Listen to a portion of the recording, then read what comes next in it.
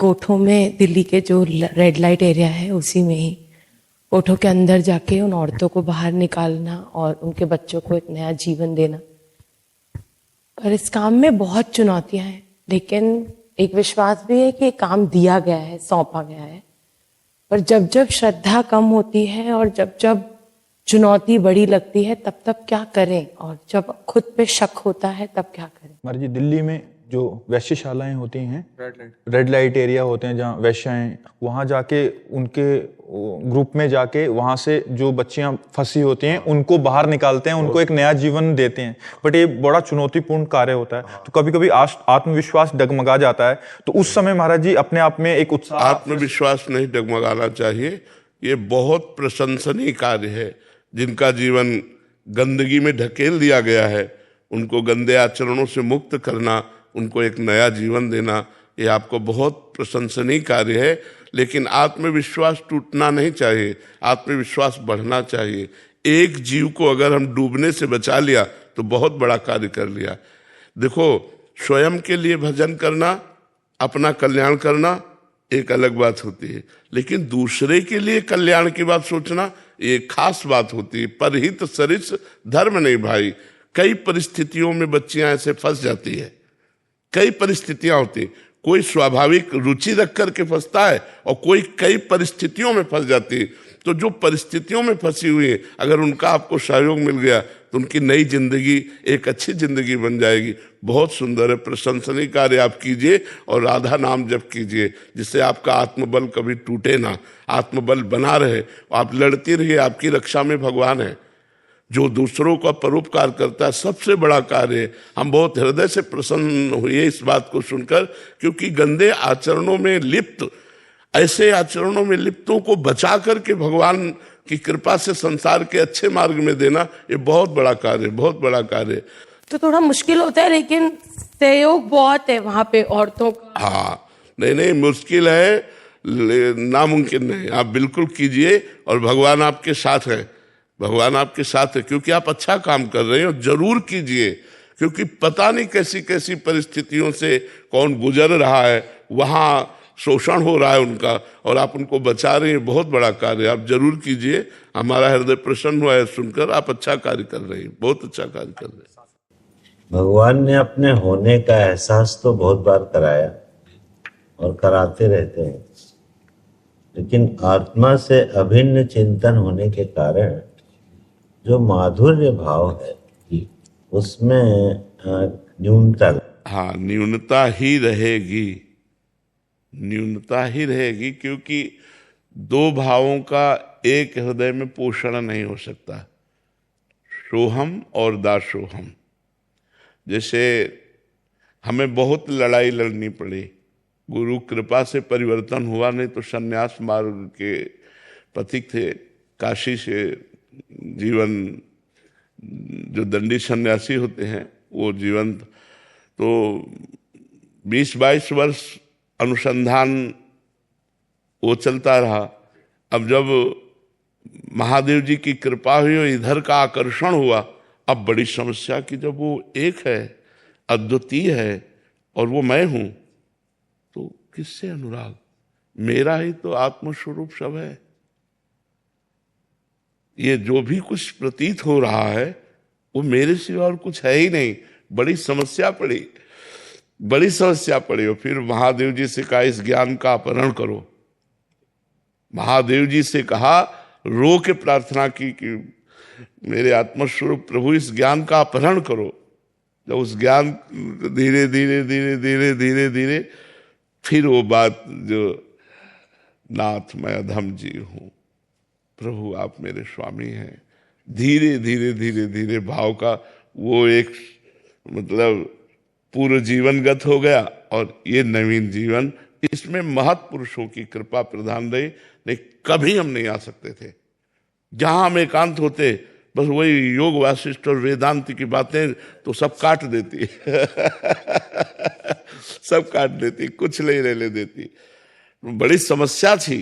गुरुजी से हमने कहा कि 1 वर्ष हो जाने के बाद उन्होंने कहा, तो हम कहा महाराज जी आपसे हम सत्य कहते हैं, पाठ करते हैं आप जो कहते हो, जो सेवा करते हो वो करते हैं, लेकिन हमारा विश्राम उड़िया बाबा की वाणी, वेदांत, योग वासिष्ठ इनमें होता है।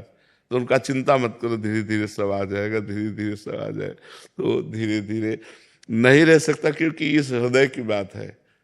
हाँ, जब आप इस प्रश्न करोगे स्फुरित हो जाएगा, कोई विस्मरण नहीं है। पर अब अंदर ये बैठ गया है कि मैं तत्व का विस्मरण ही भक्ति का लक्ष्य है, मैं का विस्मरण ही भक्ति का लक्ष्य है। केवल तू ही तू है, नहीं माया नहीं, नहीं जीव नहीं काल, अपनी ही सुधि ना रही, एक रहे नंदलाल। इसी मैं तत्व का स्वयं बोध कराने के लिए गोपी जनों के पास उद्धव जी आए थे, और वो मैं तत्व का विस्मरण किए हुए बैठी हुई थी। तो जो मैं तत्व का विस्मरण किए हुए कृष्णाकार थी, प्राण भय कान में, कान भय प्राण में, ही में न जान पड़े कान है कि प्राण है। जहां ये स्थिति कि उधो मन न भय 10वीं से खुतो सो गयो श्याम पे, अब को आराध है इस। और उधो मन माने की बात, दाग सुहारा छाणी अमृत फल, विष कीरा विष खात, उधो मन माने की बात। अब वो जो श्याम सुंदर के प्रति परम प्रीति है, उसमें इसीलिए जो रस की बात जब कही गई, आप मतलब अन्यथा न लीजिए, जब रस की बात कही गई तो कहा गया यन नारदादेश सुकैरगम्यम वृंदावने वंजुल मंजु कुंजे तत्कृष्ण चेतो हरणैक विज्ञ मत्रास्त किंचित परमम रहस्यम। जहां ब्रह्मा जी, ईश भगवान शिव, आज माने ब्रह्मा जी और नारद जी और श्री सुखदेव जी, ये सब महान चरम अवस्था को प्राप्त हैं। इन महापुरुषों ने जिस रस का रसास्वादन नहीं किया, वो रस वृंदावन का, जैसे अब आप कहेंगे कौन सा रस का रसास्वादन नहीं किया? भगवान शिव बोध संपन्न सर्व सब गुणों के अधिष्ठात्र हैं, परम वैष्णवान हम यथा शंभु। तो अब हम आपको इशारे से बता दें, पत्रावलिम रचितुम कुचयो कपोले, बद्धुम विचित्र कवरिम नव मल्लिका भी।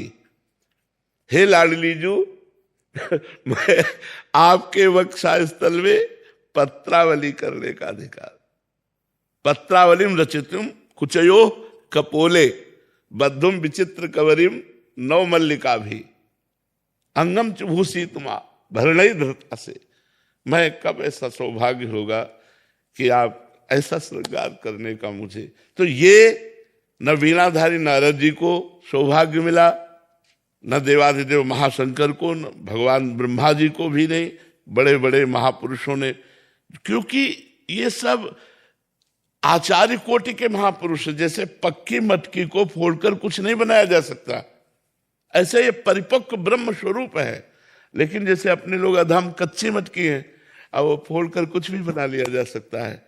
तो इसीलिए ये जो रस है, माधुर्य रस में भी महामाधुर्य रस, प्रिया जी की परिचर्या, प्रिया जी की सेवा, ये वृंदावन का जो रस है। अब इसके लिए जैसे श्रीपाद प्रबोधानंद जी महाराज जब पधारे तो रसिकों का संग किया, तो उन्होंने एक शब्द लिखा है, बहुत कई बार इस श्लोक में वृंदावन महिमामृत में लिखा है। मतलब ये अब कैसे पचेगा जो मोक्षाभिलाषी जन, जो मोक्ष की अभिलाषा करते हैं। लिखा है जब राधा माधव का प्रेम रस प्राप्त होता है तो मोक्ष थुतकी कृत्य हो जाता है। दीयमानम न ग्रहणंति बिना मत सेवनम जना, सारिष्ट सामीप्य आदि जो मोक्ष है ये देने पर भी नहीं लेते, मेरी सेवा। तो ये जो एक भाव के द्वारा ही हम अपने लक्ष्य को प्राप्त कर सकते हैं। इसीलिए भगवान ने योगों का वर्णन किया, सांख्य योग, भक्ति योग, कर्म योग का, क्योंकि एक साथ तीनों का अनुष्ठान नहीं हो सकता। एक उपासक के द्वारा या तो ऐसे करके चलो तो भगवान जहां चला दे, और या फिर जो गुरु कृपा से पकड़ा फिर उसी पे परिपूर्ण हो जाए। अब चित्त का इधर आकर्षण होने पर पूरा का पूरा सिस्टम बदलना होता है, पूरा सिस्टम बदलना होता है। फिर भगवान से मांगना पड़ता है। जैसे भाई जी हनुमान प्रसाद पोद्दार जी ने एक पद में लिखा, मुझे बुद्धिहीन बना दो हे भगवान। ये सब अपरीत कर लो, जितनी जानकारी है एक अबोध बालक की तरह। अजात पक्षायु मातरम खगा, जैसे जिस पक्षी के पंख नहीं निकले वो बच्चा घोंसले में बैठे माँ की बाट जो होता है, ऐसे हे प्रियालाल केवल मैं आपका चिंतन करूं, केवल आपकी दास्ता, केवल आपकी कृपा की बाट जो हूं, ये थोड़ा सा अलग हो करके है। बहुत कृपा की आपने, बहुत कृपा की, बहुत बहुत कृपा, बहुत।